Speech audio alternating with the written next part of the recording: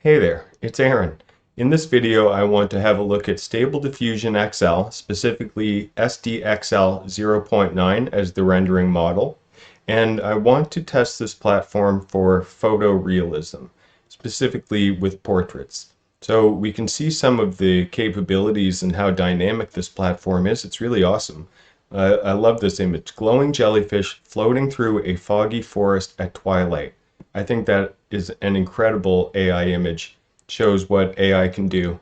It looks so natural, like those jellyfish are actually floating through a forest. Pretty incredible. And you can see here that I would call this sort of a hyper-realistic face. I want to see if we can generate something even more realistic. Here's another image that I would say is hyper-real, but it has a digital art kind of feel to it. So let's see what we can generate here. I'm going to start with something basic like photograph of a 27-year-old American woman in Paris in 1987. So let's try this and see whether or not it can give us something that is a sense of the time period and also of the Parisian background. Not sure why I specified American woman, but here she is. All of the faces looking quite similar. And let's have a closer look. That is a nice look. I love the setting. It looks very natural. The face from a distance does look natural enough, quite realistic. The hair, there's something not right to me about it. Let's have a look at this one.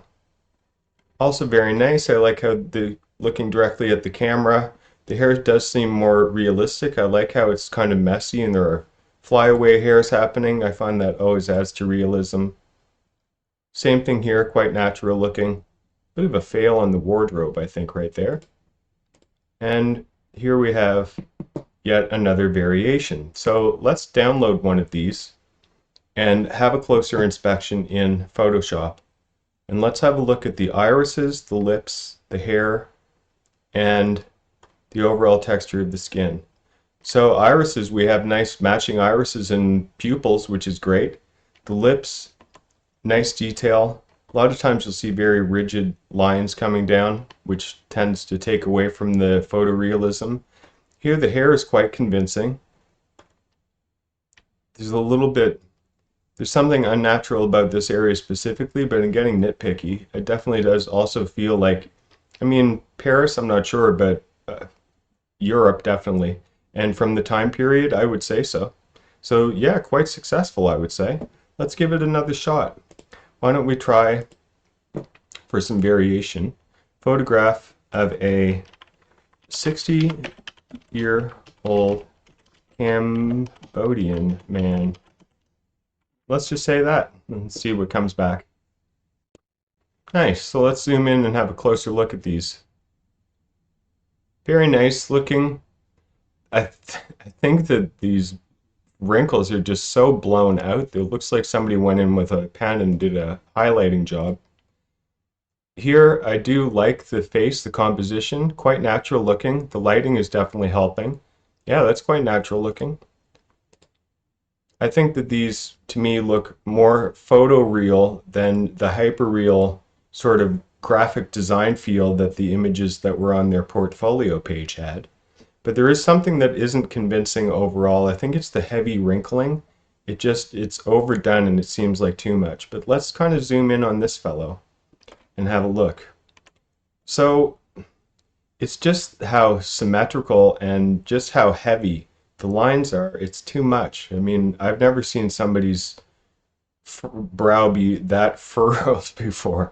The texture of the fine lines and hair, it's a little bit too symmetrical to be convincing. And overall, I mean, again, from a distance, not too bad. Once you zoom in, you start to lose that realism, but not too bad. I'm still impressed with this platform. We can give it one more shot. How about if we get a little bit more time period specific? Photograph of a young woman in 1876.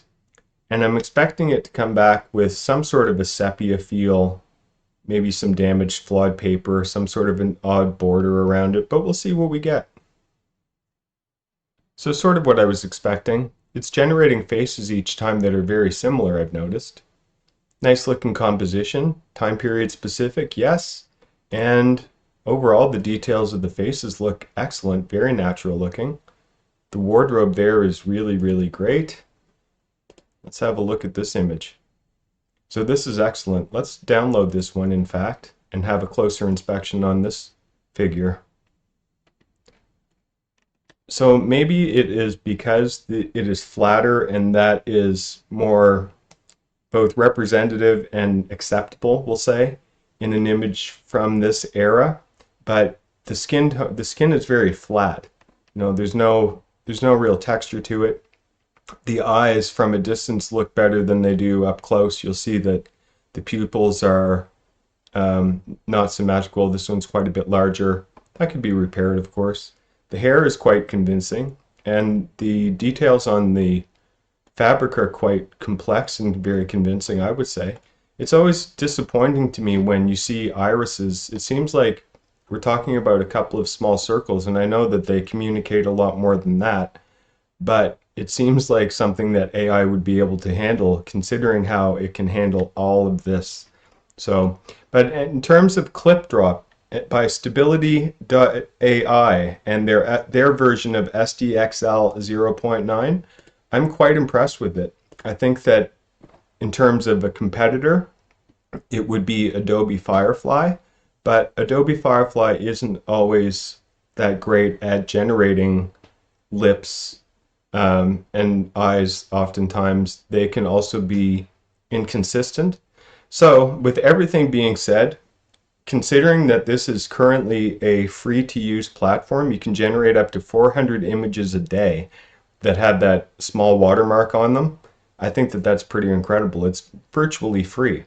So I'm going to leave the link in the description. I encourage you to check it out, and I also encourage you to like and subscribe to encourage me to make more videos. And with that, I will see you the next time.